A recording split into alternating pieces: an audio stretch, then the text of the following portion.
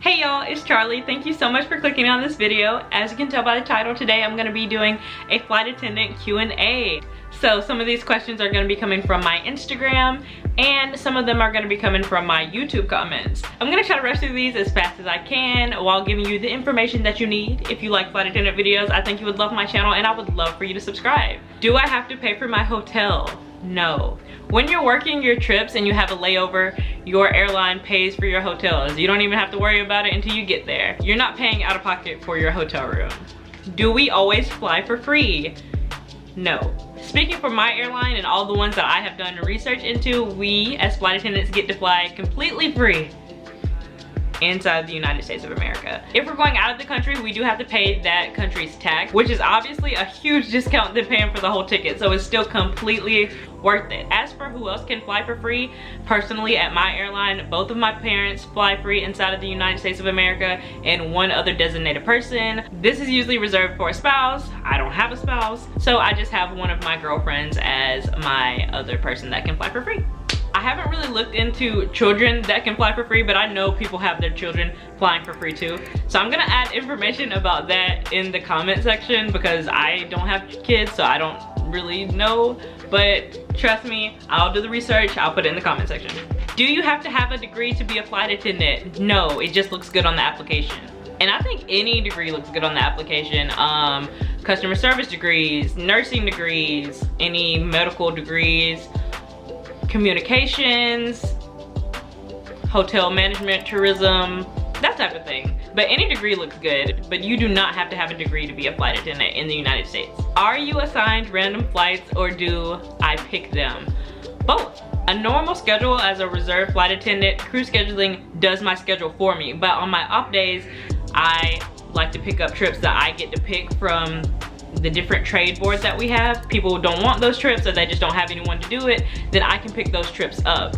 So usually I'm looking at the layovers and the flight hours. If it's something that I want, I'll grab it. I love flying and that's extra money for me. You can also switch with different flight attendants at your airline, so you kind of get to pick your trips that way. So you can switch with people and you can put in a bid for a trip that you really want, but it's not guaranteed. It's absolutely not guaranteed. It all goes by your seniority. I am very junior, so if I see a really good layover and I want it, there's a big chance that someone with a higher seniority than me is going to get it, and I'll be stuck in Garden City, Kansas. Are you paid for time between the flights and layovers? Yes. Now, let's say you're a regional flight attendant, you're making about $19 an hour. That's a flight hour. When you're in the air with the doors closed, $19 a flight hour. When you're working mainline, you're making about $30 when you're in the air, doors closed. But when you get back to the hotel, you're making less than $5 an hour.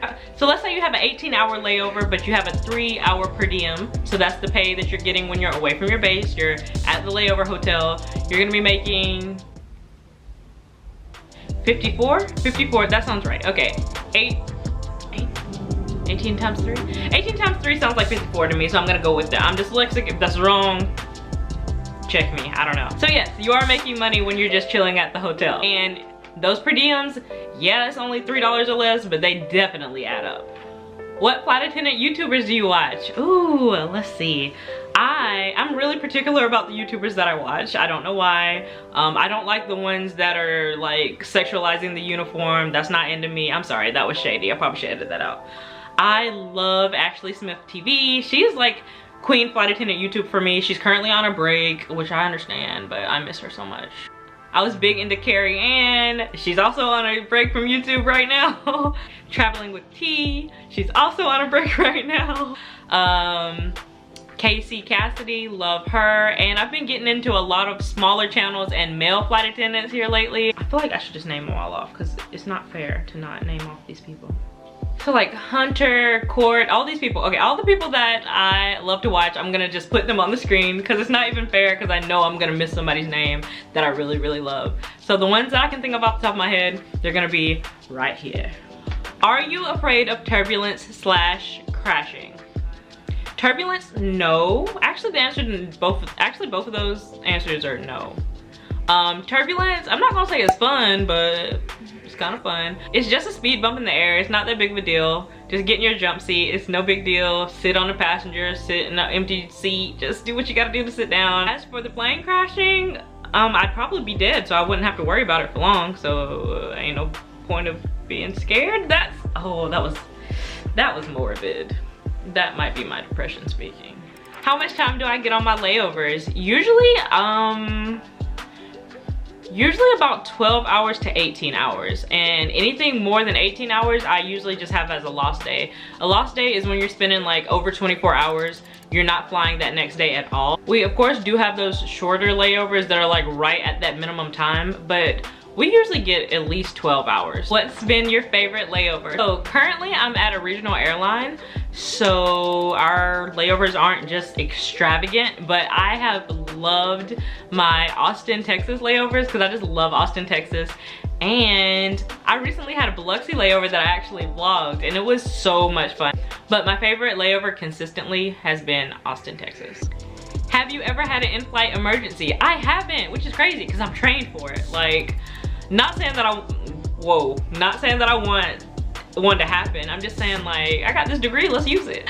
That sounded bad too. I should edit all of this out. I'm not saying that I wish that one of my passengers gets hurt or injured or sick. I'm just saying that if anybody would have to have it, I would hope it'd be me, because I feel like really prepared to handle one with my medical background and stuff. But yeah, never had one. The only person that ever fell out on any of my flights was me. So go watch that vlog, I guess. Yeah, no medical emergency. And the final question that I have is probably the one that I get asked the most. How is the pay? I know so many flight attendants complain about the pay, and I think it's because when I went into this job, I was leaving a really good paying job, so I knew I was going to take a huge pay cut, and I'm not doing this job for the money, clearly, because ain't no money. But the pay is, it's livable, I think. I don't know. I also have multiple sources of income, so it's really hard for me to like judge other people by saying that they're being like nitpicky when they say the pay isn't good. It's not good pay, it's not great by any means, but it's livable. I would say some regional airlines making like $16 or less, I wouldn't do it. So like the lower end regional airlines making about $16,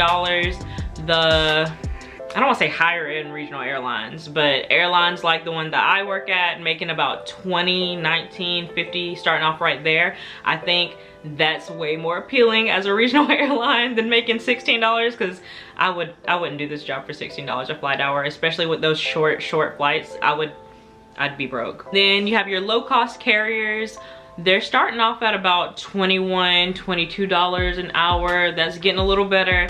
And then the mainline legacies, they're at like, I think from my research, they're at like 30, 31, 32 starting off, and that's a lot better. A lot of those legacy carriers have the most expensive cities as their bases. I mean, to be blatant about it, no, the pay is not good starting off, but it only gets better. I personally don't spend that much money on the day-to-day basis, so it doesn't bother me as much as it'd probably bother another person. So I don't know, I feel like I'm not really that good of a person to ask about that kind of question, because I don't tend to spend that much money.